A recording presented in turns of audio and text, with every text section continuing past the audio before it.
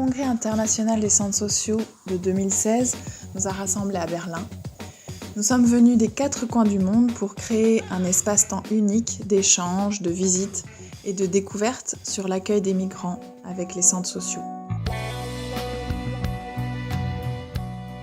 It was very flexible civil society. Ordinary people, when they heard in the media that a train is coming carrying refugees from Austria to Germany, they were running nearly to the station, to the main station, in order to welcome people. They were feeding them, they were giving them clothes and everything these people needed. And there was a very more or less inflexible public administration. See, you understand, if you can take care of your community, you understand, and everybody takes care of his or her own community, it goes national. Before you know it, everybody will be living in peace.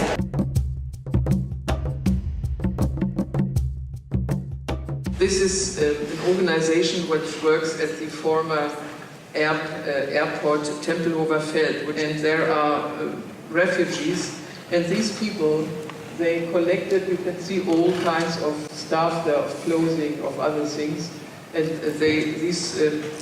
for the time being, it was the largest refugee camp we had. So they were setting up a coffee, provided clothing, and kept the children entertained and gave them some learning. And there also what was mentioned by the State Secretary, the Office for Consulting them was also established there. It is those who are under this kind of pressure can teach you what to do, not only in a single case, but how to change the laws. And central to that vision was really reaching out to the leadership in our immigrant communities, chronic health problems, older adults that tend to be the recipients of service, but not leading or having the opportunity to bring their voice into what happens around the issues that they care about. Okay, well, if funding is going to diminish, then our power and our role is going to diminish. We have to increase the capacity of our community to take leadership roles and to be invested and interested in being a full partner in how we're going to continue to meet the needs of our older adults. But the bottom line is authentic community engagement means we need to be prepared to go into communities without an agenda, listening to people's stories, listening deeply to the community. We all have mistakes, we all have deficits, but that's not what we want to be defined by.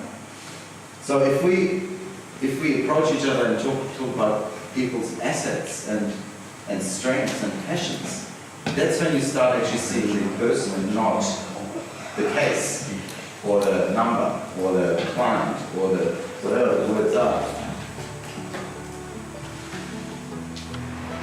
As community workers, as people who want to create conditions for social change, you need to really understand and listen deeply to a community as to where their aspirations are at. So it's about working again with a very strength-based approach to ask people, what kind of community do you want to live in? Not, what do you need, what do you want, what do you wish?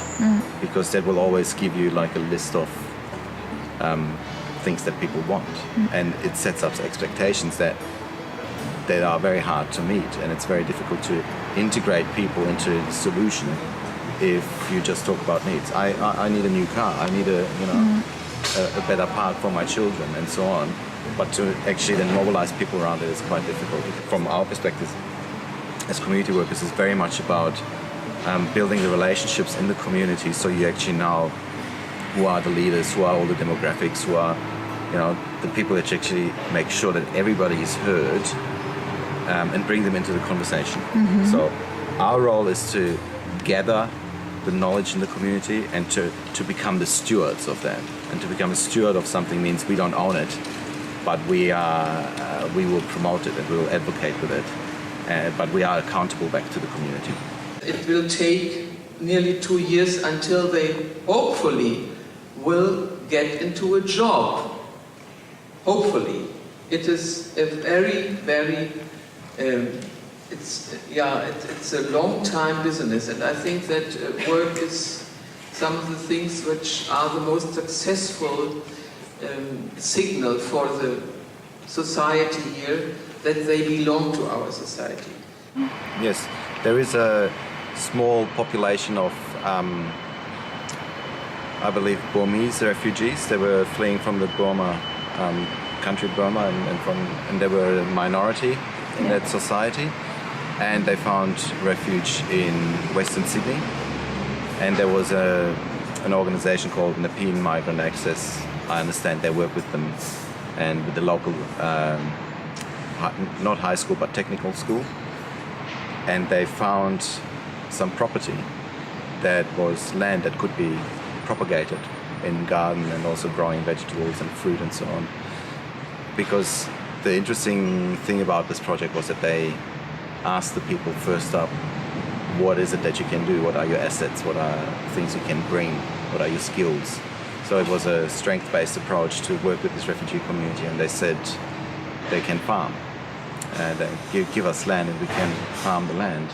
We've got skills in that area. And ultimately, a small project that was a piece of dirt turned into what is now a market garden and a social enterprise, where they also learn now other skills, of course. You know, it has grown so much that they learn about, taking stuff to the market, sales, marketing, branding, bookkeeping, all those things that come with growing a business. And yeah, it's a success story of how you can positively engage refugees if you